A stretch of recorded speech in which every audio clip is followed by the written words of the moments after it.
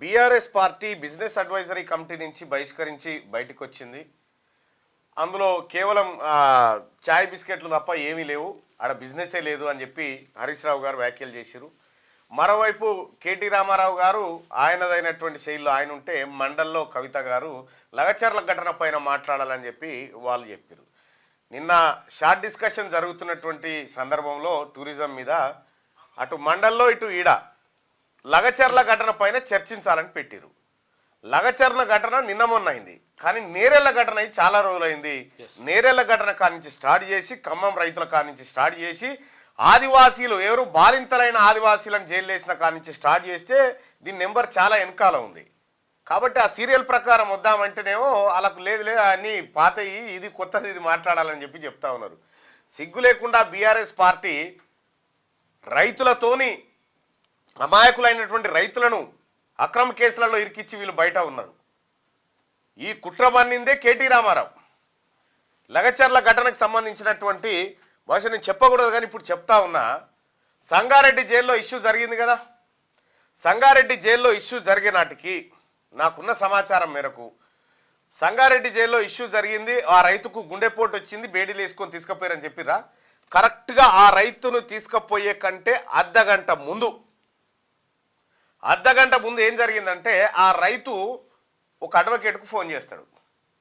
అడ్వకేట్కు జైల్లో నుంచి అడ్వకేట్కు ఫోన్ చేసి, మనం దీన్ని ఈ రకంగా వాడుకోవాలి, మనోళ్ళని అలర్ట్ చేయాలంగానే బీఆర్ఎస్ పెంపుడు కుక్కలన్నీ తయారుండి రైతులకు బేడీలు అన్నీ ఒకేసారి అర్ధగంట లోపలనే. ఇదంతా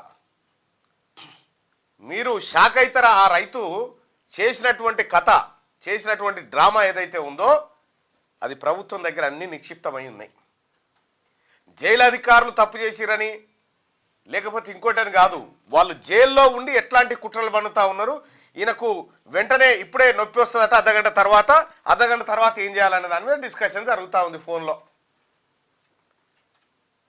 నాకున్న సమాచారం అది. ఆ పక్కనున్న వాళ్ళు వీళ్ళు ఇని చెప్తారు కదా, అట్లా ఈ కుట్రవన్నీ దీన్ని రాజకీయంగా వాడుకోవాలని చెప్పి రకరకాల కథలు పడి ఇవాళ తెలంగాణలో ప్రజాప్రభుత్వాన్ని బదనాం చేసే కార్యక్రమం చేస్తూ ఉన్నారు.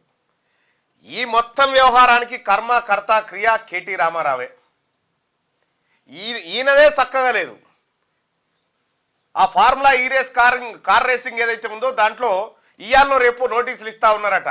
ఇది ఇట్లుంటే కేసీఆర్ మీద ఇంకో కేసు, ఏది విద్యుత్ కొనుగోళ్ల ఒప్పందాలు, ఈ వ్యవహారం పైన వీళ్ళ కథనే చక్కగా లేదు. రైతులను రెచ్చగొట్టి వాళ్ళని రెచ్చగొట్టి ఇంకేదో చేద్దామనుకుంటే ఇక్కడ ఎవడో ఎరి పుష్పాలు లేడు, గులాబీ పుష్పాలు. అందుకోసమే కేటీ రామారావు పైన సమగ్ర విచారణ జరగాలి. కేసీఆర్ పైన విద్యుత్ కొనుగోలులో జరిగినటువంటి అక్రమాల పైన సమగ్ర విచారణ జరగాలి. ఇవాళ టూరిజం మీద చర్చ ఉంది, మళ్ళా షార్ట్ డిస్కషన్ ఏది మండల్లో. నిన్న ఇక్కడ అసెంబ్లీలో మాట్లాడుతూ ఉంటే జూపల్లి కృష్ణారావు గారు మాట్లాడుతూ ఉంటే ఇక ఏది మొగర్ని కొట్టి మొర్ర అన్నట్టుకుంది హరీష్ రావు గారి కథ. సర్పంచులకు బిల్లులు ఎందుకు ఇవ్వలేదని అడుగుతుంది. బిల్లులు ఇవ్వండి హరీష్ రావే, పెండింగ్ పెట్టింది హరీష్ రావే.